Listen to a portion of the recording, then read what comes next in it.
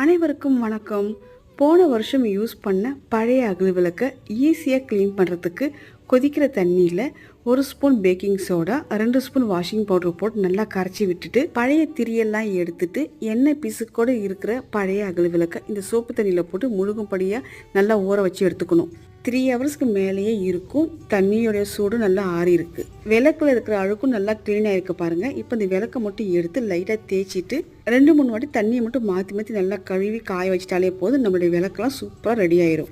எல்லா அகல் விளக்குக்கும் ஈஸியாக பொட்டு வைக்கிறதுக்கு மஞ்சள் குழச்சி வச்சுருக்கேன். இதில் அகல் விளக்கு எடுத்து இந்த மாதிரி டிப் பண்ணோம்னா மஞ்சள் அழகாக ஒட்டிக்கும். இதுக்கு மேலே குங்குமம் வைக்கிறதுக்கு பட்ஸ் யூஸ் பண்ணலாம், இல்லைன்னா கையாலே வச்சோம்னா கூட பார்க்கறதுக்கு அழகாக இருக்கும். இந்த ட்ரிக்ஸை யூஸ் பண்ணி எல்லா விளக்கும் ஈஸியாக பொட்டு வச்சாச்சு. இன்னைக்கு செவ்வாய்க்கிழமைன்றதுனால நைட்டு 8 to 9 ஹாரர் டைமில் தான் முருகப்பெருமானுக்கு வெத்தலை தீபம் போட்டு சாமியும் கும்பிட்டு முடிச்சிருந்தேன்.